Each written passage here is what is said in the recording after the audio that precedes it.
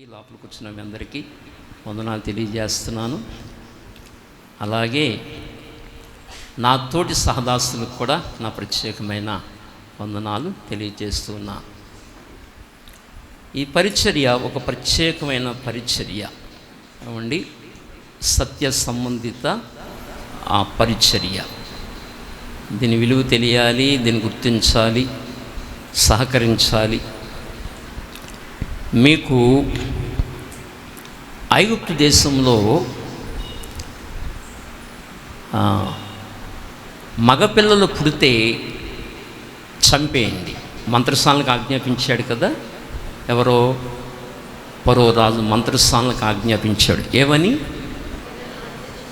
మగపిల్లలు పుడితే చంపేయండి, ఆడపిల్లలు పుడితే బ్రతకనివ్వండి అని మంత్రస్థానాలకు ఆజ్ఞాపిస్తే మంత్రస్థానాలు ఏం చేశారంటే దేవునికి భయపడి కదా, యెహోవా దేవునికి భయపడి రాజుగారికి ఏం చెప్పారంటే, రాజా, ఎబ్రీ స్త్రీలు చాలా చురుకైన వారు, మేము అక్కడికి వెళ్ళగానే కాన్పు పీటల మీదే పిల్లల్ని కని వాళ్ళు మేము అక్కడ వెళ్ళగానే దాచేస్తున్నారు, అసలు మాకు దొరకనివ్వట్లేదు, మగపిల్లల్ని అస్సలు దొరకనివ్వట్లేదు అని చెప్పారు. మగపిల్లలను పుడితే ఎందుకు చంపేయమన్నాడు? ఆడపిల్లలు పుడితే ఎందుకు బ్రతకనివ్వమన్నాడు? అంటే మగపిల్లలు పుడితే సంతానము పెరుగుతుంది, ఇశ్రాయేలు సంతానము పెరుగుతుంది. ఇశ్రాయేలు సంతానం పెరిగి ఇశ్రాయేలీల బలము పెరిగిపోతుంది. ఇశ్రాయేలు బలం పెరిగిపోతుంది, ఐగుప్తీయుల బలం తగ్గిపోతుంది. అంచేత మగ సంతానం విస్తరించకూడదు, వాళ్ళని చంపేయాలి. అది ఫరో రాజు యొక్క కుయుక్తి. ఫరో రాజు యొక్క ఆ జాతి విస్తరించకుండా ఫరో రాజు యొక్క కుయుక్తి. ఇశ్రాయేలు విస్తరించకూడదు, అది వాడి కుయుక్తి. అంచేత వాళ్ళు భయపడి, దేవునికి భయపడి ఆ పని చేయలేదు. ఆ సంతానాన్ని దేవుడు ఆశీర్వదించాడు. సహకరించినందుకు గాను, ఇశ్రాయేలుకు సహకరించినందుకు గాను, ఆ సంతానాన్ని చంపనందుకు గాను వాళ్ళని దేవుడు ఆశీర్వదించాడు, వాళ్ళ సంతానాన్ని అభివృద్ధిపరిచాడు. ఈ చరిత్ర, ఈ ఘట్టాన్ని మీరు ఆత్మీయంగా మలచాలి. దీన్ని ఆత్మీయంగా మలచాలి. ఎలాగునంటే ఒక్కడే పురుషుడు, ఎవరైనా యేసు ప్రభు ఒక్కడే పురుషుడు కనుక మనకి జన్మ కలిగింది. తండ్రి ద్వారా భూమి మీద మనకి ఎలా జన్మ కలిగిందో, చాలామంది దేవుళ్ళు ఉన్నప్పటికీ కూడా మనకి నూతన జన్మ కలగల. ఎవరి ద్వారా నూతన జన్మ కలిగిందంటే మనకి యేసు ప్రభుని ద్వారా. మారు మనస్సు, నూతన జన్మ ఎవరి ద్వారా కలిగింది? భౌతికంగా ఎవరి తండ్రి వారికి ఉన్నారు, మా తండ్రి మాకున్నారు, మా తండ్రి ద్వారా మాకు జన్మ కలిగింది, ఇది భౌతిక జన్మ. అలాగే ఆధ్యాత్మిక జన్మ ఎలా కలిగిందంటే యేసు ప్రభుని ద్వారా. అందుకే ఆయన పురుషుడు, ఇంకెవ్వరు పురుషులు కాదు. ఎవరు నీకు నూతన జన్మ అనుభవం ఇవ్వలేరు. నూతన జన్మ అనుభవం ఇవ్వగలిగిన వాడు యేసు ప్రభు ఒక్కడే. అంచేత ఆయన పురుషుడు. ఓకేనా? ఇప్పుడు ఆయనను గూర్చిన జ్ఞానము, ఆయనను గూర్చిన మర్మము, అది భూమి మీదకి ఎవరి ద్వారా వచ్చిందంటే అపోస్తలులు, ప్రవక్తల ద్వారా. ఎప్పుడైతే ఆ బోధన చంపేస్తారో అప్పుడు ఆత్మలో బలం పెరగదు, శరీరం బలం పెరుగుతుంది, ఆత్మ బలం పెరగదు. ఒకడే పురుషుడు, ఆయన గురించిన జ్ఞానం వీళ్ళ ద్వారా వచ్చింది. ఆ బోధన చంపేస్తే సాతాను యుక్తిది, ఆ బోధన చంపేస్తే ఆత్మలో బలం పెరగదు. ఏ బలం పెరుగుతుంది? అది. అందుకే సాతాను ఎలా పనిచేస్తున్నాడు? యుక్తిగా. ఎవరి ఎడల? పాత నిబంధనలో ఫరో రాజేమో, పాత నిబంధన ఇశ్రాయేలు ప్రజల యుక్తిగా పనిచేశాడు. నూతన నిబంధనలోనేమో సాతాను సంఘము ఎడల యుక్తిగా పనిచేస్తున్నాడు. ఆ యుక్తే ఈ బోధ పెరగకూడదు. అయితే ఈ బోధకు ఎవరైతే సహకరిస్తారో దేవుడు వాళ్ళని ఆశీర్వదిస్తాడు. అది నా పాయింట్. ఈ బోధకు ఎవరైతే సహకారులుగా నిలబడతారో, ఎవరైతే ఈ బోధకు సహకారులుగా ఉంటారో దేవుడు వారిని ఆశీర్వదిస్తాడు. ఈ సత్యాన్ని స్పష్టంగా మనం తెలుసుకోవాలి. ఇవి కడవరి దినాలు. క్రీస్తు విరోధి రాబోతున్నాడు. ఎందుకు రాబోతున్నాడు? పరిశుద్ధులతో యుద్ధము చేయడానికి. ఎవరితో యుద్ధం చేయడానికి? అయితే పరిశుద్ధులతో యుద్ధము చెయ్యాలి అంటే పరిశుద్ధులు ఎలా ఉండాలి? ఇప్పుడు ఆత్మతో అభిషేకించబడి ఉండాలి. పాత నిబంధనలో గొల్యాతు ముందు ఇశ్రాయేలు ప్రజలందరూ ఏమయ్యారు చెప్పండి? భయపడి పారిపోయారు. కానీ పారిపోకుండా నిలబడిన వాడు ఎందుచేత? దావీదుని సమూయేలు ప్రవక్త అభిషేకించాడు. అందుకే దావీదు సింహమును, ఎలుగుబంటిని, ఆ తర్వాత గొల్యాతుని చంపాడు. సరే, నూతన నిబంధనకు వచ్చేసరికి, లాస్ట్కి వెళ్ళేసరికి క్రూరము వస్తాడు. సింహం లాంటి వాడు, ఎలుగుబంటి లాంటి వాడు, భయంకరమైన సింహం లాంటి వాడు వస్తాడు.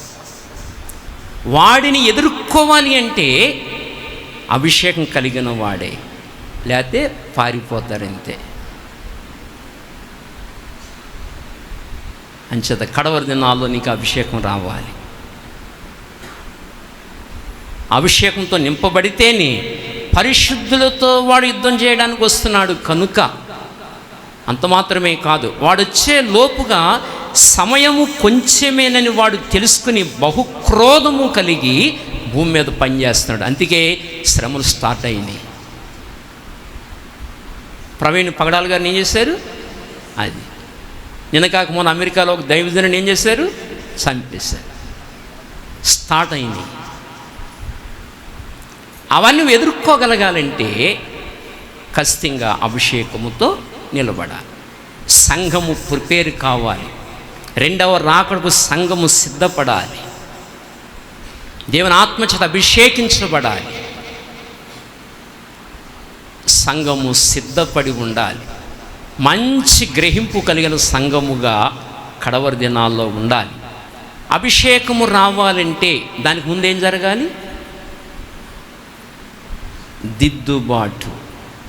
ఏం జరగాలి? అపొస్తలుల కాలంలో అభిషేకం ఎప్పుడు దిగొచ్చింది? అది ఇంకో పాయింట్ చెప్పాను మీకు. ఎప్పుడు దిగొచ్చింది? మొత్తం యేసుప్రభు శిష్యులు ఎంతమంది? 12 మందిలో ఒకడు ఏమయ్యాడు? ఎవరతను? యోధ.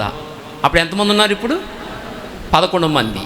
ఇప్పుడు అభిషేకం దిగి రావడానికి అది కొరత. అప్పుడు ఏం చేశారు వాళ్ళు? ఎవరు నిలబెట్టారు? మత్తయి, యోసేపుని. అప్పుడు సీటు ఎవరి పేరున వచ్చింది? అప్పుడు 11 మంది అతను లెక్కించబడ్డాడు. లెక్కించబడిన తర్వాత పెంతెకొస్తు 12 మంది అయిన తర్వాత అభిషేకం దిగి వచ్చింది.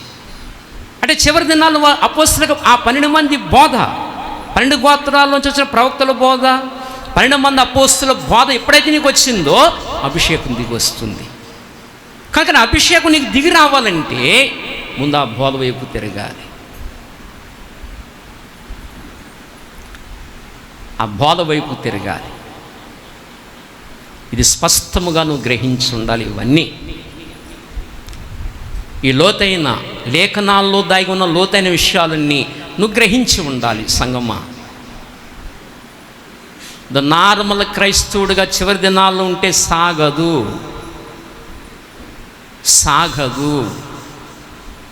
కారణం, ప్రభు త్వరలో రాబోతున్నాడు.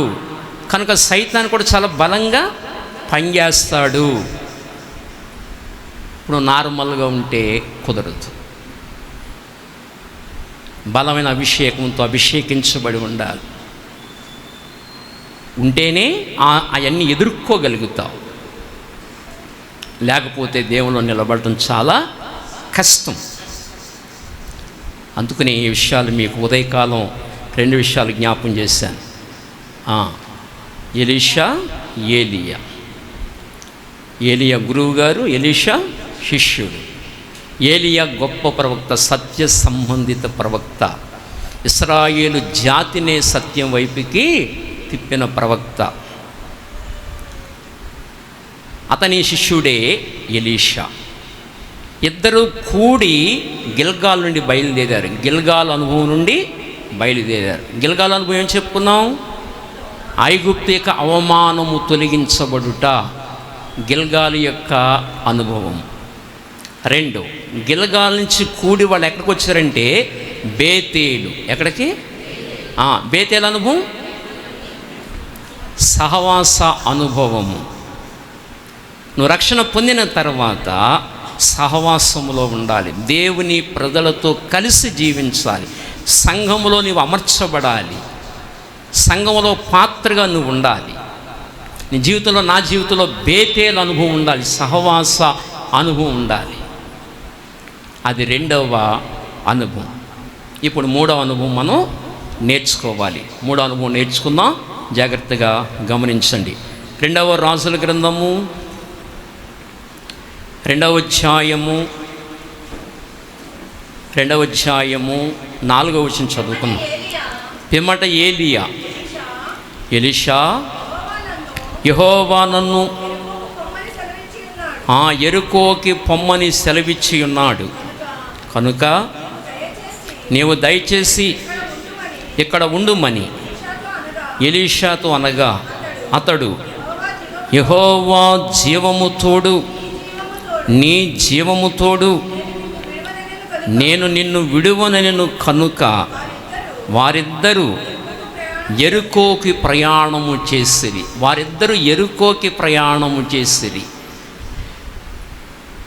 బేతేలుకు వచ్చారు. వచ్చిన తర్వాత మళ్ళీ అంటాడు, ఏలియా అంటున్నాడు, ఎలీషా, దేవుడు నన్ను యెరికోకి వెళ్ళమంటున్నాడు, నువ్వు ఇక్కడుండు అన్నాడు. వెంటనే శిష్యుడు అన్నాడు, లేదు స్వామి, నిన్ను విడవను, యెహోవా జీవము తోడు, నిన్ను విడవను, నీ జీవము తోడు, నిన్ను విడవను, నీతోటే వస్తాను అని ఏలియాతో కలిసి ఎక్కడికి వచ్చాడు? యెరికోకు వచ్చాడు. జాగ్రత్తగా వినాలి. ఎక్కడికి వచ్చాడు? అనుభవాలు గుర్తుంటున్నాయా? యెరికోకు వచ్చాడు. యెరికో యొక్క అనుభవం ఏమిటంటే, అది యెరికో అనగా అర్థం ఏమిటంటే సుగంధ పట్టణము అని అర్థం. కారణం ఏమిటంటే యెరికో చుట్టూ ఖర్జూరపు చెట్లు ఉన్నాయి. అలాగనే యెరికో పెద్ద పెద్ద కోట గోడలతో ఉన్న పట్టణం. అందులో పంటలకి చాలా అనువైన పట్టణం అది. జలవనరులు ఎక్కువ. తర్వాత దాని చుట్టూ మంచి మంచి కోటలు ఉన్నాయి. అంత మాత్రమే కాదు, యెరికోలో సుగంధ ద్రవ్యాలు ఇచ్చే వృక్షాలు లేక చెట్లు ఎక్కువగా పండించేవారు అక్కడ. ఆ కారణాన్ని బట్టి దానికి సుగంధ పట్టణము లేక సుగంధ ద్రవ్యాలు వెదజల్లే పట్టణము అని పేరు దానికి వచ్చింది. దేనికి? యెరికోకి. అర్థమవుతుందా? ఇప్పుడు యెరికో అనగా సువాసన వెదజల్లుట అని అర్థం. అయితే మనం గమనిస్తే యెహోషువ గ్రంథాన్ని ఒకసారి మనం చూస్తే, దయవుంచి యెహోషువ గ్రంథము 6వ అధ్యాయము, చరిత్రలో ఈ సంఘటన జరిగింది. యెహోషువ గ్రంథము 6వ అధ్యాయము 1వ వచనము. ఆ కాలమున ఇశ్రాయేలీయుల భయము చేత ఎవడనూ వెలుపలికి పోకుండాను లోపలికి రాకుండాను యెరికో పట్టణ ద్వారము గట్టిగా మూసివేయబడెను. నాయన చూడండి అందరూ, ఆ కాలమున ఇశ్రాయేలీయుల భయము చేత. ఇప్పుడు మీరు గమనించారా? ఒక్క ఇశ్రాయేలు మీద 57 ముస్లిం దేశాలు పగబట్టాయి. ఎన్ని? ముస్లిం దేశాల్లో చాలా సంపన్న దేశము ఖత్తర్. ఖత్తర్ ముఖ్య పట్టణము దోహా. ఈ మధ్యకాలంలోనే దోహాలో కొంతమంది నాయకులు కూర్చుని సమాలోచన చేస్తున్నారని ఇజ్రాయేలు వారు తెలుసుకుని అమాస నాయకులకి వీళ్ళు స్థానం ఇస్తున్నారు, ఆశ్రయం ఇస్తున్నారు వీళ్ళు అని చెప్పి వెంటనే దోహ ఖత్తరు మీద, ఆ ముక్షపట్టణం మీద వాళ్ళు కూడుకుని ఆ భవంతు మీద బాంబుల వర్షం కురిపించేశారు వాళ్ళు. ఎప్పుడైతే బాంబుల వర్షం కురిపించారో ముస్లిం దేశాలన్నీ పగబట్టేసినాయి. ఒక హైదరాబాదు సిటీ లాంటి ఒక దేశం అది. అలాంటి దేశం మీద 57 దేశాలు పగబట్టినాయి. 57 దేశాలు అంటున్నాయి, మనందరి సైన్యం ఒకటిగా కలుపుకొని దాని మీద దండెత్తుదాం, దాని మీద దండెత్తుదాం అని 57 దేశాల సైన్యం ఒకటి చేస్తున్నాయి. ఒక చిన్న దేశం గడగడలాడిస్తుంది. ఇజ్రాయెల్ అంటే భయం ఇవాళకి. ఒక చిన్న దేశం అంటే భయం. కారణం వాళ్ళు దేవుని ప్రజలు, వాళ్ళు దేవుని ఏర్పాట్లో ఉన్నవారు, వాళ్ళు దేవుని ప్రజలు. ఏమండి, అందుకే ఇవాళకి ఇశ్రాయేలు ప్రపంచ మేధావులని గిన్నిస్ రికార్డ్. ఈ బల్బును కనుగొన్నది థామస్ ఆల్వా ఎడిసన్. ఏమండి, ఐన్స్టీన్ మహా గొప్ప శాస్త్రవేత్త,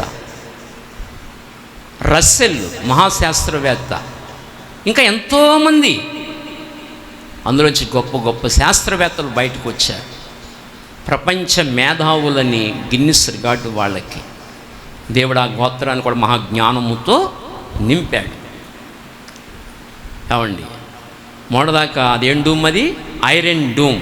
ఇప్పుడు ఐరన్ డూమ్ కాదు, ఐరన్ బీమ్. భయంకరమైన యంత్రం వచ్చింది ఇప్పుడు. ఏమండి, భయంకర యుద్ధం చేస్తుంది. అంత టెక్నాలజీలో పెరిగిపోయింది. ఇది ఇజ్రాయిల్. ఆ దేశం అంటే అందరికీ భయమే. అలాగే ఆ దినాలలో కూడా ఇశ్రాయేలు ప్రజలు ఐగుప్తు నుంచి విడుదల పొంది కానానికి ప్రయాణం చేస్తున్నప్పుడు ముందు మర్యాదగా కౌరు పంపిస్తారు. ఇదిగో మీ దేశంలోంచి మేము వెళ్ళిపోతాం, మీ నీళ్లు త్రాగం, మీ పంటలు తినం, ఏది ఒకవేళ తింటే డబ్బులు చెల్లిస్తాం, కానీ ఆ మెయిన్ రోడ్ అంతా వెళ్ళిపోతాం, కాస్త మాకు దారి ఇవ్వండి అని అడిగేవారు. కొంతమంది మంచోళ్ళు అయితే దారి ఇచ్చేవారు, వెళ్ళిపోయేవారు. కొంతమంది తిరగబడేవారు, అప్పుడు యుద్ధము చేసి వాళ్ళని జయించేవారు. అలాగ బాలాకు రాజుని జయించారు, సీహోను రాజుని జయించారు, ఓగు రాజుని జయించారు. ఇలాగ జయించుకుంటూ వెళ్ళారు వాళ్ళు. అప్పుడు ఈ భయము యెరికో రాజుకు వచ్చింది.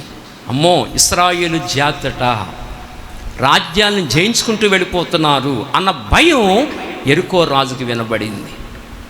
కనుక ఇశ్రాయేలీల భయము చేత యెరికో పట్టణంలోంచి ఇశ్రాయేలు ప్రజలు వెళ్లకుండా ద్వారమును గట్టిగా మూసేశారు. గట్టిగా కునుపాట్లు పడకండి, వాక్యాన్ని వినండి. టైం ఇంకా 6:35. సంతకాడే ఉన్నాం. ఫీల్ అయిపోక నైట్ 1 గంటని నిద్రపోకండి. మీకు అర్థమవుతుందా? ఇప్పుడు ఆ విధంగా ద్వారం మూసేస్తే అప్పుడు దేవుడు అన్నాడు యెహోషువతో, యెహోషువ 2వ వచనము, అప్పుడు యెహోవా యెహోషువతో ఇట్లనెను, చూడుము నేను యెరికోను దాని రాజుని పరాక్రమము గల శూరులను నీ చేతికి అప్పగిస్తాను. దేవుడు చెప్పాడు భక్తుడితో, యెహోషువతో చెప్పాడు, యెహోషువ చూడుము యెరికోని దాని రాజుని దానిలో ఉన్న పరాక్రమవంతులందరినీ నీ చేతికి అప్పగిస్తాను.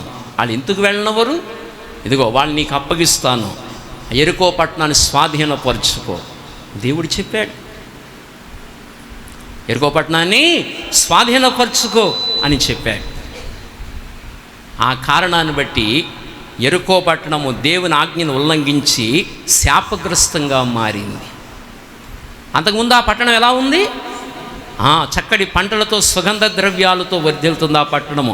దేవుని మాట కాదని, దేవుని ప్రజలను చేర్చుకోకుండా, దేవుని ప్రజలను ఆ మార్గం గుండా వెళ్ళనివ్వకుండా మూసేసింది కనుక అప్పుడు యెహోషువ పట్టణాన్ని ఏం చేశాడు? కాల్చి పడేశాడు. దయవుంచి మీరు చూడండి 6:17. దీనిలో ఉన్నది యావత్తును యెహోవా వలన శపింపబడెను. అదిగో ఆ పట్టణము దానిలో ఉన్నంత ఏమైంది? శపించబడింది. అర్థమైందా? ఎందుకు శపించబడింది? ఎందుకు శపించబడింది? యెహోషువకి చోటు ఇవ్వలేదు. తర్వాత 12 గోత్రాల ఇశ్రాయేలు ప్రజలకి చోటు ఇవ్వలేదు కనుక పట్టణం ఏమైంది? శపించబడింది. ఇశ్రాయేలు ప్రజలు ఎవరు? దేవుని ప్రజలు, సమాధాన పడిన వారు, దేవుని ప్రజలు. యెహోషువ ఎవరు? నాయకుడు. ఇప్పుడు నూతనమైనకి వచ్చేసరికి మన నాయకుడు ఎవరు? యేసు ప్రభు. అర్థమైందా? ఇశ్రాయేలు 12 గోత్రం మంది సంతానం వాళ్ళు. నూతనమైనకి వచ్చేసరికి దేవుని బోధ, అపోస్తలిక వాక్యము. ఇప్పుడు హృదయంలోకి ఏది రావాలి? యేసు ప్రభు రావాలి, అపోస్తలిక బోధ రావాలి. దానికి చోటు ఇవ్వని వాడు హృదయము శపించబడుతుంది. దానికి చోటు ఇవ్వని హృదయము శపించబడుతుంది. యెహోషువకి 12 గోత్రకర్తల ప్రజలకి చోటు ఇవ్వనందుకు గాను యెరికో శపించబడింది. ఇవాళ నీ అంతరంగములోకి యేసునాథునికి ఆయన బోధకి చోటు ఇవ్వకపోతే నీ అంతరంగము శపించబడుతుంది. సరిగా వినాలి మాటలు. నీ అంతరంగము శపించబడుతుంది. అందుకే ఆయన బోధకు చోటు ఇవ్వాలి, యేసు ప్రభుకి చోటు ఇవ్వాలి. క్రీస్తు యేసే ముఖ్యమైన మూలరాయి, తర్వాత అపోస్తలు, ప్రవక్తులు. ఆ వాక్యం నీ హృదయంలోకి రావాలి. అప్పుడు అది ఎలా మారుతుందంటే, ఆ పట్టణం ఎలా మారుతుందంటే సుగంధ వాసనలు వెదజల్లే పట్టణంగా మారిపోతుంది. ఏది? నీ హృదయం. చోటు ఇవ్వలేదు కనుక ఆ పట్టణం ఏమైపోయింది? శాపగ్రస్తం అయిపోయింది. ఇవాటికి శాపగ్రస్తమే. ఆ పట్టణం ఎవరైనా కడితే చచ్చిపోతారంతే. ఆ పట్టణం ఎవరు కట్టకూడదు. ఇవాటికి శాపగ్రస్తమేది. అలాగే నీవు దీనికి చోటు ఇవ్వకపోతే ఎప్పుడూ శాపగ్రస్తమే హృదయము, ఎప్పుడు శాపగ్రస్తమే. అందుకే చోటు ఇవ్వాలి, యేసునాథునికి చోటు ఇవ్వాలి, ఆయన బోధకు చోటు ఇవ్వాలి. లేకపోతే శపించబడుతుంది. అందుకని దేవుని వాక్యం చెప్పింది మలాకీ గ్రంథము లాస్ట్లో ఉంటుంది. మలాకీ గ్రంథం తీసుకోండి ఒకసారి. 5వ వచనము, మలాకీ 4:5.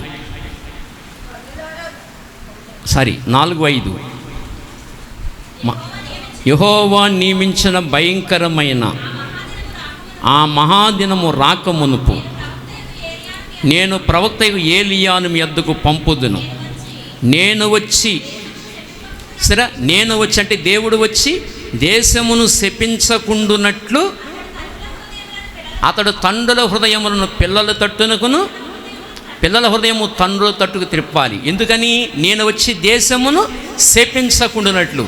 అంటే ఆ బోధ లేకపోతే దేవుడు ఏం చేస్తాడు? శపిస్తాడు. అది అందుకే ఆ బోధ రావాలి, లేకపోతే హృదయము శపితమవుతుంది. అర్థమైందా? అంచేత ఎప్పుడైతే మనం యేసునాథునికి చోటిస్తామో, యెహోషువ నాయకుడికి చోటు ఇవ్వాలి. బాబు యెరికో రాజు, మేము నీ పట్టణంలోంచి వెళ్ళిపోతాం, నీ నీళ్లు తాగం, నీ ఆహారం తినం, మేము వెళ్ళిపోతాం అని చెప్పినప్పుడు చక్క దారి ఇచ్చేస్తే సరిపోద్ది. లేదు, కుదరదు అని గట్టిగా మూసేశాడంతే. వాళ్ళు రాకుండా దేవుడికి ఏమొచ్చింది? కోపం వచ్చింది. అలాగే ఈనాడు నువ్వు యేసు ప్రభువుని అంగీకరించకపోతే దేవుని ఉగ్రత నీ మీదకు వస్తుంది. దేవుని ఉగ్రత నీ మీదకు వస్తుంది. ఏ వ్యక్తి యేసు ప్రభువుని అంగీకరించలేదో ఉగ్రత దిగొస్తుంది. యోహాను సువార్త 3:36. యోహాను సువార్త 3:36. కుమారుని యందు విశ్వాసముంచు వాడే నిత్య జీవము కలవాడు. కుమారునికి విధేయుడు కానివాడు అదిగో జీవము చూడడు, కానీ దేవుని ఉగ్రత వాని మీద నిలిచి ఉండును. నా స్టేట్మెంట్ సరిగా అర్థం చేసుకోవాలి. కుమారునికి విధేయుడు కానివాడు జీవము చూడడు, కానీ దేవుని ఉగ్రత వాని మీద నిలిచి ఉండును. యెహోషువని అంగీకరించకపోతే యెరికో రాజు దేవునికి ఏమొచ్చింది? కోపం వచ్చేసింది. తర్వాత ఆయన ఇశ్రాయేలు ప్రజలు అంగీకరించకపోతే దేవునికి ఏమొచ్చేసింది? కోపం వచ్చేసింది. అలాగుని నూతన నిబంధనకు వచ్చేసరికి యేసుని అంగీకరించకపోతే దేవునికి ఏమొస్తుంది? కోపం వస్తుంది. ఎందుకో చెప్పనా? యేసే నిన్ను దేవుని ఉగ్రత నుండి విడిపించాడు. మానవ జాతి మీద దేవునికి ఏముంది? ఉగ్రత, కోపము. నేను మిమ్మల్ని ఉనికిలోకి తీసుకొచ్చానా? నేను మిమ్మల్ని సృజించానా? భూమి మీద మిమ్మల్ని పెట్టానా? భూమండలాన్ని సృజించానా? ఆకాశాన్ని సృజించానా? భూమిని సృజించానా? పంచభూతాన్ని సృజించానా? ఇవన్నీ నీ వశం చేశానా? నువ్వు రాజుగా ఉండమని చెప్పానా? కానీ నువ్వు నా మాట వినలేదు. నీ మీద నా కోపం మండుతుంది. ఏమీ సృజించని సాతాను మాట విన్నావు. వాడు నిన్ను సృజించలేదు. ఏ సృష్టి నీకు చేయలేదు. నీకు ఆత్మనివ్వలేదు. వాడు నిన్ను సృజించలేదు, నిన్ను ఉనికిలోకి తీసుకురాలేదు. కానీ ఏమీ సృజించని వాని మాట విని నా ఉగ్రత పాలయ్యావు నీవు. అందుకే నీకేమొస్తుంది? మరణం. ఈ పండు తిని నీవు నిశ్చయముగా మరణించదవు. అందుకే బైబిల్ చెప్పింది, మనము దేవునికి శత్రువులమై ఉండగా. చెప్పండి, మానవ జీవితం ఏమైంది? దేవునికి శత్రువులు. అంటే దేవుని కోపం మానవుడి మీద ఏం చేస్తుంది? మండుతుంది. అదే సమయంలో దేవుడు ప్రేమ స్వరూపి. చెప్పండి, దేవుడు ఎవరు? ప్రేమ స్వరూపి. రూపాయి నాణ్యానికి రెండు పక్కలు ఉన్నట్లుగా ఒక పక్కేమో దేవుని ప్రేమ, మనల్ని ప్రేమిస్తున్నాడు. మరొక పక్కేమో ఆ పాపానికి శిక్ష పడాలి, మనం శిక్షించాలి. పాపానికి శిక్ష పడాలి. ఒకటి చేసినందుకు మనం దేవుడు ప్రేమిస్తున్నాడు. బైబిల్ చెప్పింది, దేవుడు లోకమును ఎంతో ప్రేమించాను. లోకాన్ని ఏం చేశాడు? ప్రేమించాడు. అదే సమయంలో లోకం మీద దేవుని ఉగ్రత ఉంది. ఇప్పుడు దీనికి ఎలా పరిష్కారం చేయాలి? చెప్పాలి. ఎలా పరిష్కరించాలి? ఓ పక్కనేమో ప్రేమ, ఎవరి ఎడల? మనుషుల ఎడల. మరొక పక్కనేమో కోపం. అందుకే బైబిల్ చెప్పింది, మనము శత్రువులమై ఉండగా, మనము బలహీనులమై ఉండగా, మనము భక్తిహీనులమై ఉండగా మనల్ని ప్రేమించెను. దేవుని ప్రేమ ఎంత గొప్పది కదా! మాటలు అర్థమవుతున్నాయా? ఓ పక్కన ఏముంది? దేవునికి మన పట్ల ప్రేమ. మరొక పక్కన ఏముంది? దేన్ని బట్టి కోపం? పాపమును బట్టి. పాపిని ప్రేమిస్తున్నాడు, పాపమును ద్వేషిస్తున్నాడు. ఇప్పుడు మరి ఏం చేయాలి? దీన్ని ఎలాగ పరిష్కరించాలి? దీన్ని ఆ శిక్ష నువ్వు భరించలేవురా నాయనా, నీ వల్ల అవ్వదు. ఆ శిక్ష నువ్వు భరించలేవు, నీ వల్ల అవ్వదు. కనుక ఆ బలమైన శిక్ష నీ పక్షంగా నా కొడుకు అనుభవిస్తాడు. దేవుని ప్రేమ ఎంత గొప్పది! అందుకే బైబిల్, దేవుడు లోకమును ఎంతో ప్రేమించెను కాగా తన అద్వితీయ కుమారునిగా పుట్టిన వాని యందు విశ్వాసముంచు ప్రతి వాడు నశింపక, చూసారా, నశింపక నిత్య జీవము పొందినట్లు ఆయన అనుగ్రహించెను. తన కుమారుని పంపించాడు. అందుకే బైబిల్ చెప్పింది, రోమా 5:9. రోమా 5:9. ఇక్కడ మరియమ్మ గారు కునిపాట్లు పడుతున్నారు.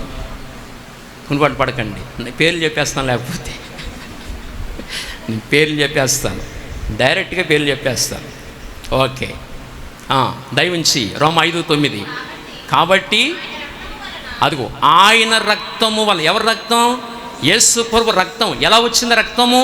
యేసు ప్రభు సిలువలో దంచేశాడు. సిలువలో ఆ దంచుడు ఎవరిది అసలు? వాస్తవంగా మనల్ని దంచేయాలి, మనల్ని దంచేయాలి. చూపుల్లో పాపము, మాటల్లో పాపము, క్రియలలో పాపము, ఎక్కడ చూసినా పాపము, అరికాలు మొదలుకు నడినెత్తి వరకు ఎక్కడ కొంచెమైన స్థలము లేదు. ఎక్కడ చూసినా ఏమున్నాయి? పచ్చి పుండ్లు, పచ్చి గాయములు. మొత్తం ఆంతర్య పురుషుడంతా కుష్టి వ్యాధి. అంతగా మనిషి చెడిపోయాడు. అది ఎవరి తత్వం? అది సైతాను తత్వం. ఎవరి తత్వం పోయింది? దేవుని తత్వం పోయి సాతాను తత్వం వచ్చేసింది ప్రతి మనుష్యుడికి. అబద్ధాలు, మోసం, వేషధారణ. లోపల ఒకటి ఉంది, పైకొడి చెప్తాడు. వేషధారణ, మోసం, యుక్తి, యథార్థత లేని హృదయము, చెడిపోయిన హృదయము, అంతా మోసమే, అన్ని అబద్ధాలే. అవునా కదా? అవునా కదా? నేను ప్రశ్న వేస్తాను. ఈ యాక్సిడెంట్లో ఎవరు మేము అబద్ధం ఆడదని ఒక్కళ్ళు చేయొద్దండి, ఒక్కళ్ళు చేయొద్దండి, ఒకసారి చూస్తాను. ఏనాడు మేము అబద్ధం ఆడదాన్ని చేయొద్దండి. మనందరమే అబద్ధ కోరులమే, మోసగాళ్ళమే, చెడు చూపులు కలిగిన వాళ్ళం, చెడు తలంపులు కలిగిన వాళ్ళం, చెడు ఆలోచనలు కలిగిన వాళ్ళం. అందుకే నీతిమంతుడు లేడు, ఒక్కడునూ లేడు కదా.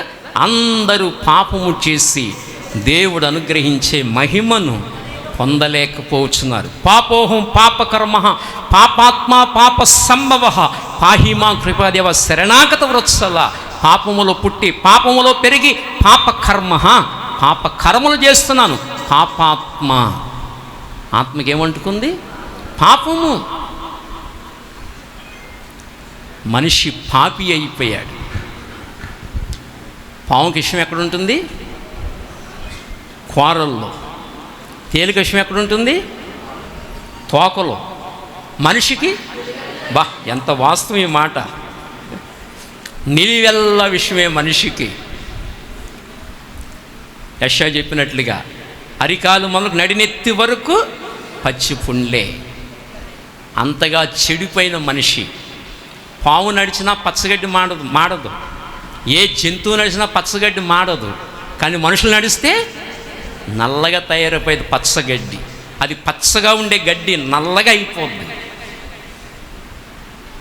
అంత దారుణమైన విషయం మనిషిలో ఉన్న విషయం అలాంటిది. చెడిపోయిన మనిషి కనుక దానికి శిక్ష నీవు నేను అనుభవించాలి. చేసిన పాపానికి మనం శిక్ష అనుభవించాలి. మంచితనం అంటే ఏంటో తెలియదు మనకి, నీతి అంటే ఏంటో తెలియదు మనకి, యథార్థత అంటే ఏంటో మనకి తెలియదు, నిజమేంటో మనకి తెలియదు. చెడిపోయిన ప్రజలం. అందుకు శిక్ష ఎవరు అనుభవించాలి? మనం అనుభవించాలి. కానీ ఏ పాపము చేయని పావనమూర్తి అనుభవించాడు. ఏ పాపము చేయలేదు, ఏ పాపము ఎరగడు. పరమ పవిత్రుడు, పరమ పరిశుద్ధుడు. అబద్ధం అంటే తెలియదు, వేషధారణ అంటే తెలియదు, మోసం అంటే తెలియదు. పవిత్రుడు బలైపోయాడు. ఎవరి కొరకు? అవును, పవిత్రుడు బలైపోయాడు మన కొరకు. తల మీద ముళ్ళ కిరీటం, చేతుల్లో మేకులు, కాళ్ళల్లో మేకులు, 39 కొరడా దెబ్బలు, కాండ్రకించి ముఖం మీద ఉమ్ము వేతలు, ఉమ్ములా కారుతూ వచ్చినవి. ఆయన క్షమించేశాడు. ముఖం ఇలా కారుతూ వచ్చింది ఉమ్ము లాగున, ఆయన క్షమించాడు. ఎంత అద్భుత ప్రేమ, ఎంత అద్భుత ప్రేమ. భయంకరంగా రక్తము ధారలు ధారలుగా కారిపోయింది. రక్తము ధారలు ధారలుగా. చత్వారి శృంగతయో అస్య పాద ద్విపాదభ్యస్త సప్త శీర్షే అస్తాసో హస్య త్రిధావృద్ధ వృషభోరోరవీతి మహాదేవో మత్యాగము అవివేశ అన్నారు. మహాదేవుడు, మత్యాగము, యాగం అంటే యజ్ఞము, మత్స్యులంటే మానవులు, మహాదేవుడు మానవుడై యజ్ఞము చేయాలి. ఎలా చేయాలి? ద్విపాద ద్విహస్త, 2 పాదముల 2 హస్తములలో త్రిధావృద్ధ వృషభోరోరవీతి 3 మ్రేకుల మీద వ్రేలాడాలి. అలా వ్రేలాడిన వాడు యేసు ప్రభు.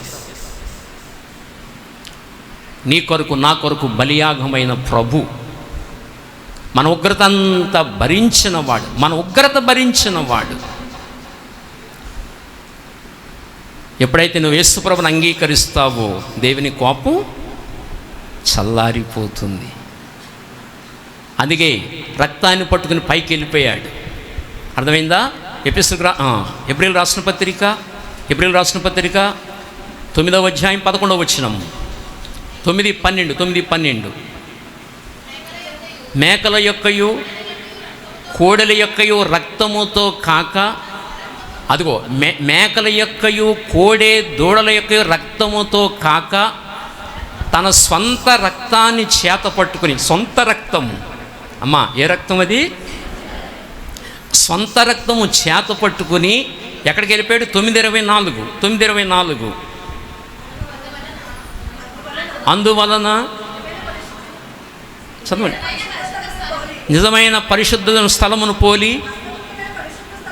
హస్తకృతమైన పరిశుద్ధ స్థలములలో క్రీస్తు ప్రవేశించలేదు. కానీ ఇప్పుడు మన కొరకు, ఎవరి కొరకు? సొంత రక్తాన్ని చేతపట్టుకుని ఎవరి కొరకు వెళ్ళిపోయాడు? తండ్రి దగ్గరికి. మన కొరకు వెళ్ళి దేవుడి సముఖమందు కనిపించాడు. ఏం పట్టుకుని వెళ్ళి? రక్తాన్ని పట్టుకెళ్ళి తండ్రి దగ్గరికి వెళ్ళి, తండ్రి చూడు నాయనా, చూడు అన్నాడు. నీ కోపం చల్లారిందా? చూడు, ఇదిగో నా తల చూడు తండ్రి అని చూపించాడు. తండ్రి నా చేతులు చూడు తండ్రి, నా కాళ్ళు చూడు తండ్రి, నా వీపు చూడు తండ్రి చూపించాడు. కుమారుడా, యజ్ఞము నెరవేర్చావు, కోపము చల్లారింది. నిన్ను అంగీకరించిన మానవుని నేను అంగీకరిస్తాను. వాళ్ళందరి పక్షంగా బలియాగం అయ్యావు కనుక నిన్ను అంగీకరించిన వాడిని నేను అంగీకరిస్తాను అని దేవుడు చెప్పాడు. అలా దేవుని ఉగ్రత చల్లారింది. సోదరుడా, సోదరి, ఈ రాత్రి దేవుని ఉగ్రతతోనే ఇంటికి వెళ్ళిపోతావా? నువ్వు ఆలోచించాలి. దేవుని ఉగ్రతతోనే ఇంటికి వెళ్తావా? దేవుని కోపాన్ని భరిస్తూనే ఇంటికి వెళ్తావా?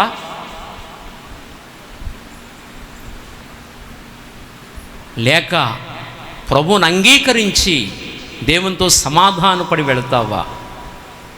నీ చేతిలోనే ఉంది, నీ చేతిలోనే ఉంది. నిర్ణయం నీ చేతిలోనే ఉంది. దేవుడు నీతో మాట్లాడుతున్న నీ చేతిలోనే నిర్ణయం ఉంది. దేవునితో సమాధానపడి వెళతావా? దేవునితో సమాధాన పట్టమనగా యేసు ప్రభుని నీ స్వరక్షకునిగా అంగీకరించి స్థలం నుంచి వెళతావా? లేకపోతే ఈ మాటలు విని దులుపుకొని వెళ్ళిపోతావా? నీ చేతుల్లోనే ఉంది నిర్ణయం, నీ చేతుల్లోనే ఉంది. సోదరుడా, సోదరి, నేడే రక్షణ దినం, ఇదే మిక్కిలి అనుకూల సమయం అన్నాడు. దీపం ఉండగానే ఇల్లు చక్కబెట్టమన్నాడు.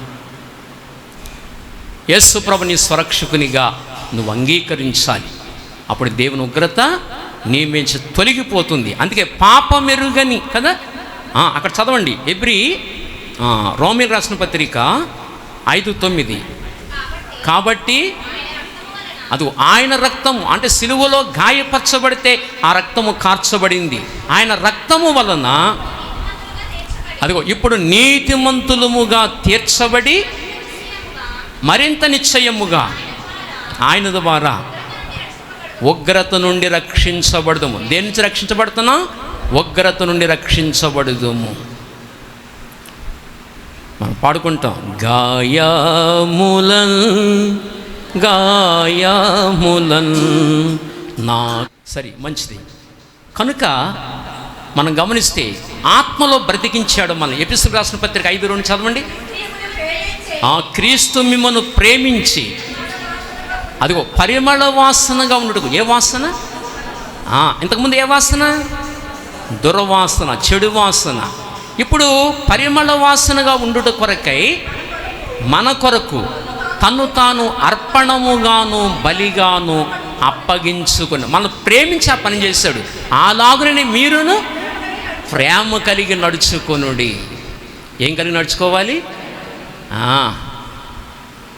ప్రేమ కలిగి నడుచుకోవాలి.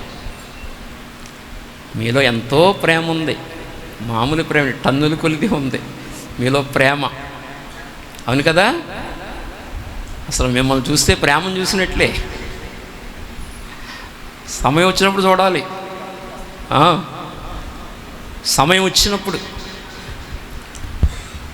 ఏమండి.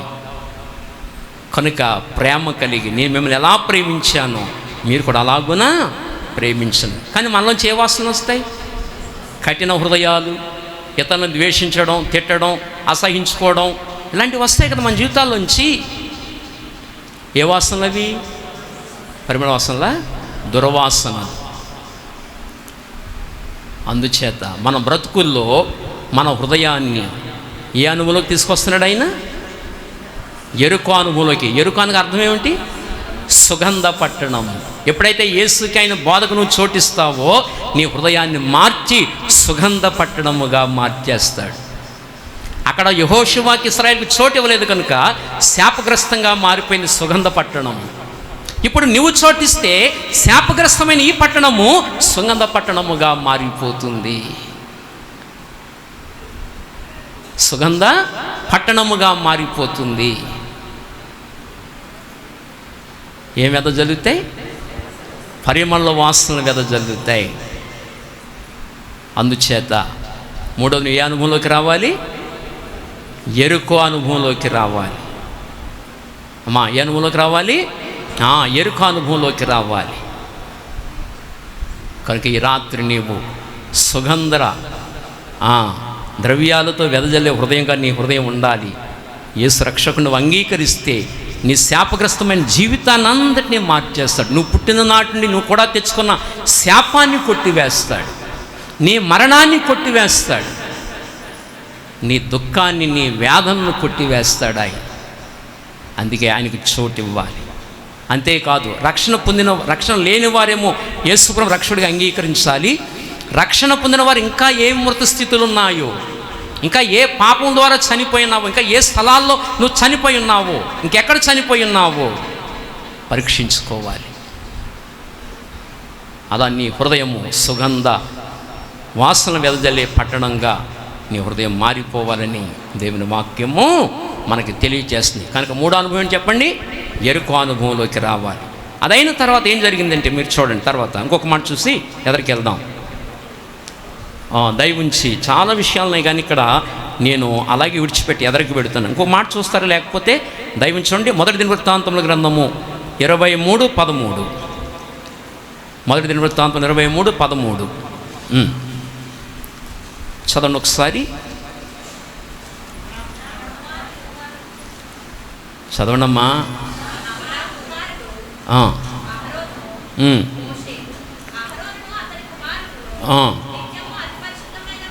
నిత్యము అతి పరిశుద్ధమైన వస్తువులను ప్రతిష్ఠించుటకును, యెహోవా సన్నిధిని ధూపం వేయుటకును, ఆయన సేవ జరిగించుటకును, ఆయన నామమును బట్టి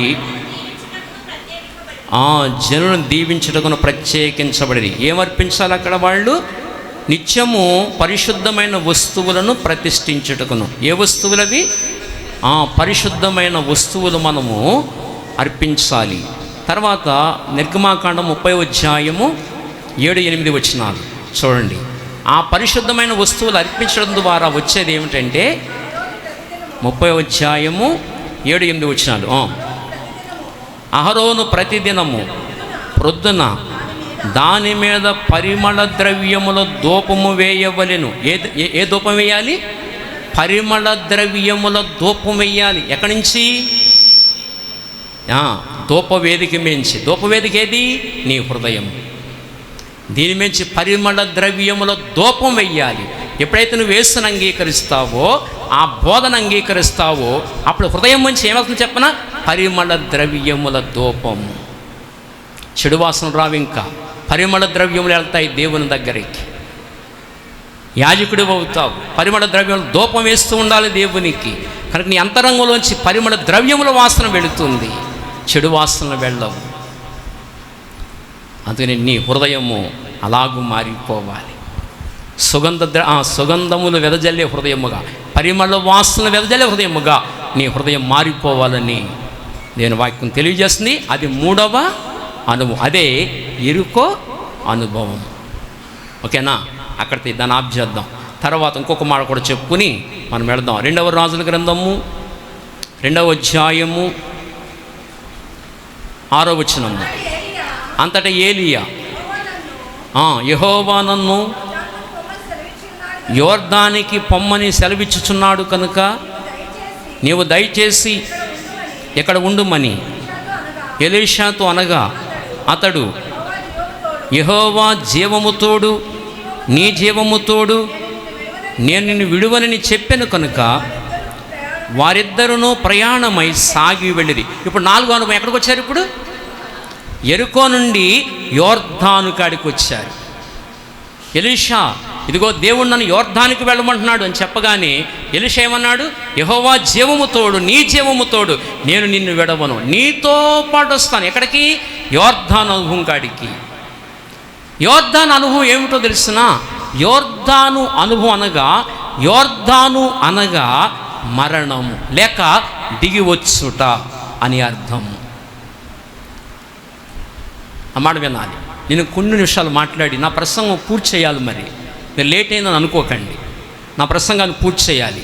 కనుక యోర్దాను అనుభవం అనగా మరణము. ఈ అనుభవం మరణము. బాగా వినాలి. మీకు బాగా దీన్ని వివరించాలి, కొంచెం మీకు తేటగా అర్థం కావాలి. ఇశ్రాయేలుకి ఎన్ని పండుగలు ఇచ్చాడు?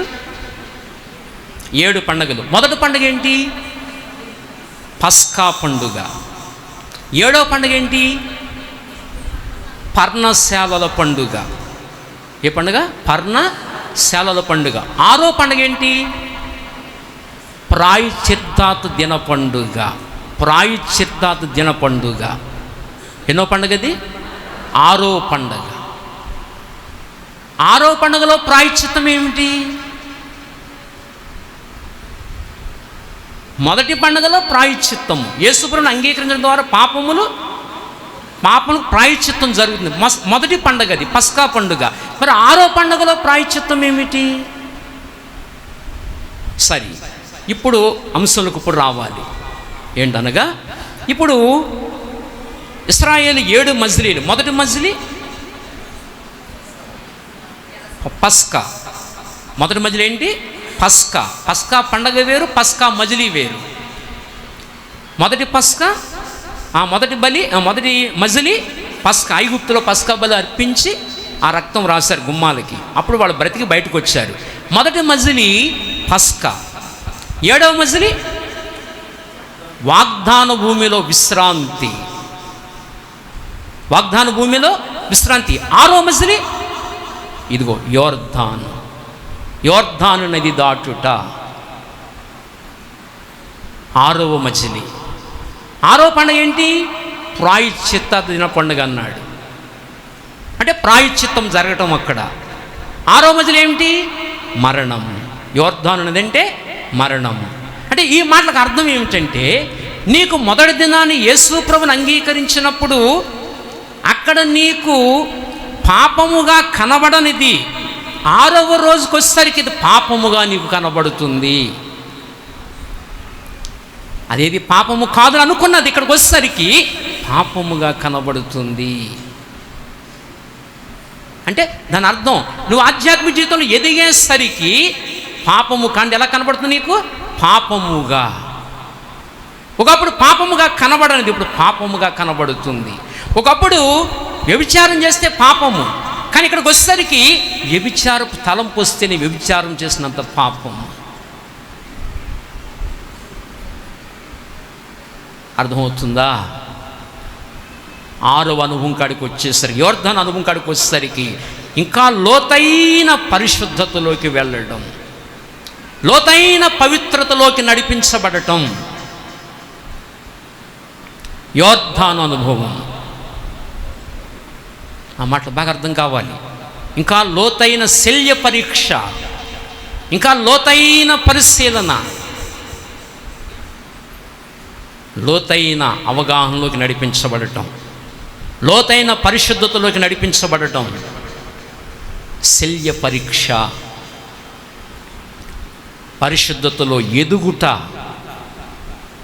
6వ అనుభవం కాడికి వచ్చేసరికి, యోర్దాను అనుభవం కాడికి వచ్చేసరికి ఒకప్పుడు పాపముగా కనబడదు, ఇప్పుడు తేటగా ఇది తప్పు, ఇది పాపం అని కనబడుతుంది. అక్కడికి వచ్చేసరికి ఇంకా లోతైన ప్రక్షాళనము జరుగుతుంది. ఇంకా లోతుగా దేవుడు నిన్ను కడుగుతాడు, ఇంకా లోతుగా నిన్ను పవిత్రపరుస్తాడు.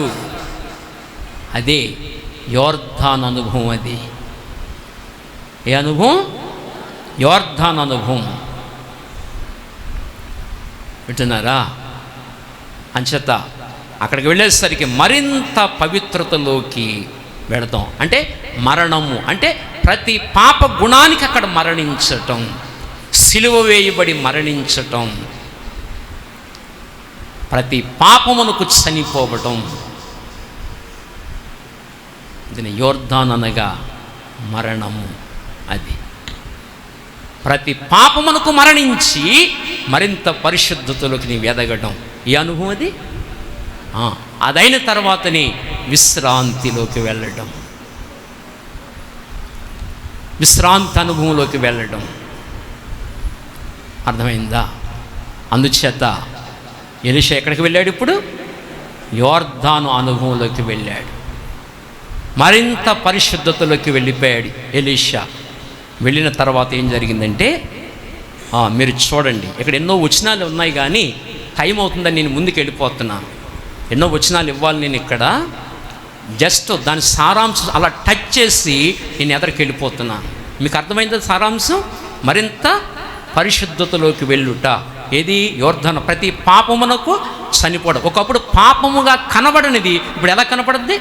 అది ఎందుకో తెలిసిన 4వ రోజున అభిషేకం పొందుకున్నాం. 4వ పండుగలో. 4వ పండుగ ఏంటి? పెంతెకోస్తు పండుగ. అంటే ఎవరు దిగొచ్చారు?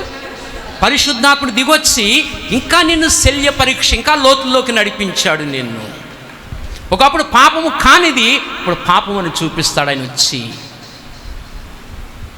4వ పండుగలో పరిశుద్ధాత్మ అభిషేకాన్ని పొందుకున్నావు కనుక ఇంకా తేటగా చూపిస్తాడు. నీలో ఉన్న ప్రతి దోషాన్ని, ప్రతి బలహీనతను తేటగా నీ ముందుంచుతాడు.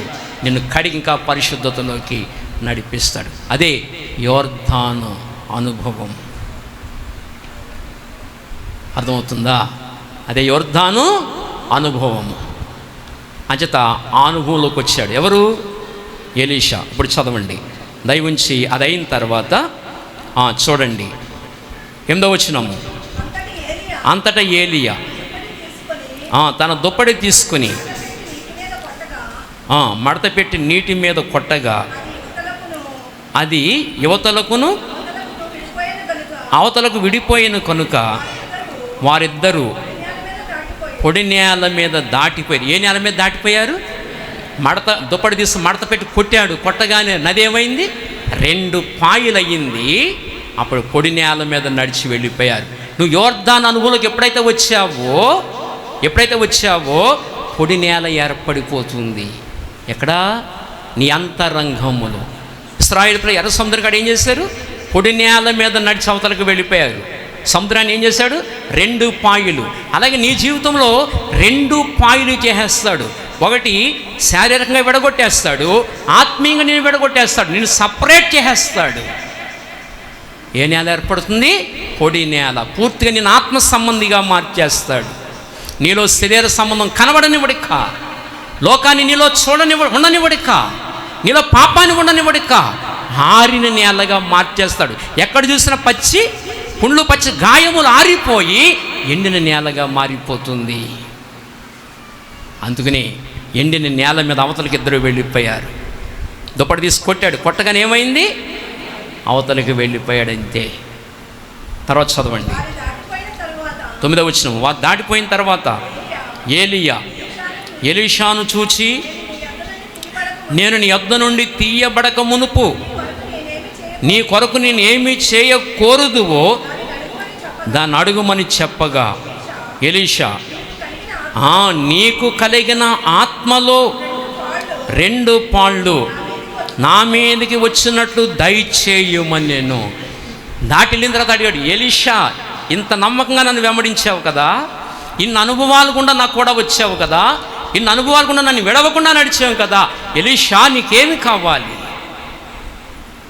అడిగితప్పుడు అన్నాడు, నీ ఆత్మలో 2 పాళ్ళు నాకు దయచేయవా అని అడిగాడు. అప్పుడు ఏలియా అన్నాడు, అది చాలా కష్టతరముగా ఉంది, నువ్వు అడిగింది చాలా కష్టతరముగా ఉన్నది. చదవండి.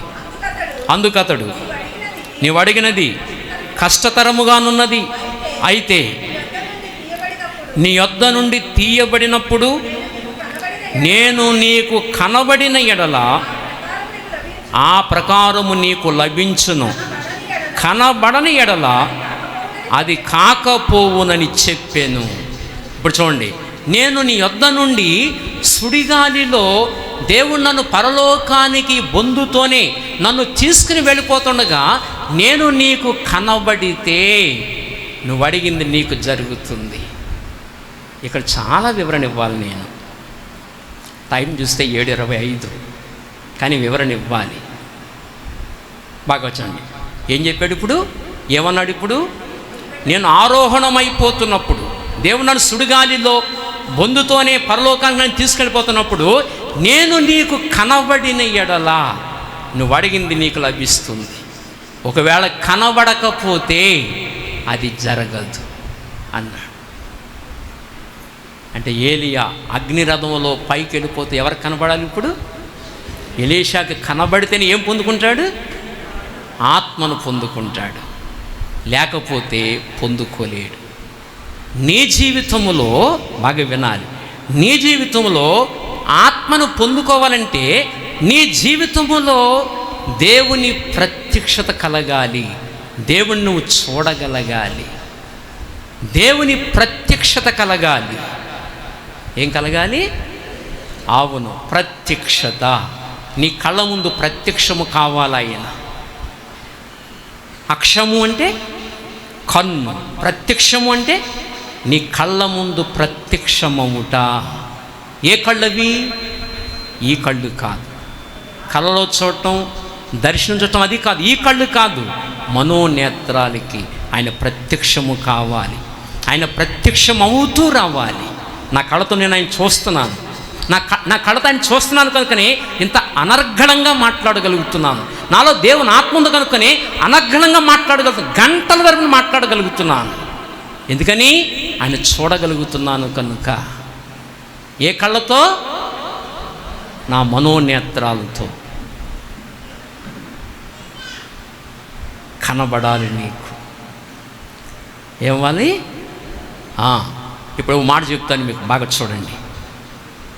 మీ శరీరం మీకు కనబడుతుంది కదా, ఆత్మ కనిపిస్తుందా? చెప్పాలి. కనిపించదు. నీకు లేఖనాలు కనిపిస్తాయి, భావము కనిపించదు. బాగా ఏం కనపడుతుంది ఇప్పుడు మీకు? శరీరం కనపడుతుంది, ఏం కనపట్లా? ఆత్మ కనిపించట్లా. అలాగే అక్షరాలు కనబడతాయి, ఏం కనిపించదు? భావము. అది కనబడాలి నీకు. దాన్ని ప్రత్యక్షత అని పిలుస్తారు. అలా కనబడాలంటే లేఖనములలో ఉన్న భావము నీకు తెలియాలి. ఏం తెలియాలి? లేఖనంలో దాగి ఉన్న భావము తెలియాలి. లోకాసు వార్త యేసు ప్రభు వారు చెప్పిన మాట చూడండి, దయవుంచి. లోకాసు వార్త 24వ అధ్యాయము దయవుంచి 27వ వచనము. మోషేయు సమస్త ప్రవక్తలను మొదలుకొని లేఖనములన్నిటిలో తన్ను గూర్చిన వచనములను తెలిపాను. అంతేనా? అంతే కదా. వచనములను తెలిపాను. ఏం తెలిపాను యేసయ్య? వచనములు తెలిపినా, వచనముల భావము తెలిపినా. అది వచనములు కాదు, వచనముల భావమును తెలపాలి. యేసునాథుని బోధ అదే. శిష్యులకి యేసు ప్రభు మరుగైపోయారు, అందులో వాళ్ళు దారి తప్పిపోయారు. శిష్యులకు మరుగైపోయాడు, దారి తప్పారు. వాళ్ళు కూడా నడుస్తుండగానే యేసు ప్రభుని చూడలేకపోయారు. వాళ్ళు మూడో రోజు లెగుస్తానని చెప్పి చనిపోయాడు. మూడో రోజు ఆయన లేచాడు, ఆయన గుర్తుపట్టలేకపోతున్నారు. వీళ్ళు శిష్యులు ఆయన్ని గుర్తుపట్టలేకపోతున్నారు. అప్పుడు గుర్తుపట్టలేకుండా నడుస్తుంటే శిష్యులు వాళ్ళు కూడా ప్రభు నడుస్తూ ఏం చేశాడంటే, ఒరే గుడ్డోళ్ళారా. అప్పుడు ఏం చేశాడు తెలుసునా? మోషేయు సమస్త ప్రవక్తలు తన్ను గూర్చిన వచనముల భావమును తెలిపినప్పుడు అప్పుడు యేసును చూడగలిగారు. అంటే వచనాల వల్ల గుర్తించారా యేసుని? భావం వల్ల గుర్తించారా యేసుని? అది ఆ భావము నీకు తెలియాలి, అప్పుడే యేసు నీకు ప్రత్యక్షమవుతాడు. అది నీకు కనబడాలి. నా మాట కొంచెం జాగ్రత్తగా అర్థం చేసుకోవాలి. వచనాలు కనబడాలా, వచనముల భావము కనబడాలా? యేసు ప్రభు బోధ ఏమిటి? వచనాలు బోధించాడా, వచనముల భావమును బోధించాడా? ఎవరికి? శిష్యులకి వచనముల యొక్క భావాన్ని బోధించాడు. ఆ భావం నీకు కనబడాలి, అలాగూ నువ్వు దేవుణ్ణి చూడగలగాలి. నీకు ఆ భావము దొరికితేనే ఆత్మ నీకు అనుగ్రహించబడుతుంది. నీకేం దొరకాలి? భావమనగా ఆత్మ. ఆత్మ దొరికితేనే నీకు ఆత్మాభిషేకము కలుగుతుంది. లేఖనాల్లో నీకు భావం ఏమి అక్షరాలు దొరకాలా, ఆత్మ దొరకాలా? ఆత్మ దొరకాలి. ఆత్మ దొరికితేనే ఆత్మాభిషేకం నీ మీదకు వస్తుంది. అది నీకు కనబడాలి. అర్థమవుతుందా? అది నీకు కనబడాలి. ఆ వచనముల భావము కనబడితేనే నీకు ఏం కలుగుతుంది? అభిషేకం అనేది. ఇలాగ నీకు 66 గ్రంథాలలో ఆ వచనముల భావము నీకు దొరకాలి. ఈ 66 గ్రంథాలలో ఉన్న వచనముల భావం నీకు దొరికినప్పుడే నీకు ఆత్మాభిషేకము కలుగుతుంది. ఏదో నువ్వు పొద్దునే లేచి బైబిల్ చదవాలి 3 వచనాలు చదివేసి, ఎన్ని వచనాలు? 3 వచనాలు చదివేసి నేను చాలా చదివేశాను అనుకుంటే కుదరదు. ఏదో 3 అధ్యాయాలు చదివేసి చాలా చదివేస్తా అంటే కుదరదు.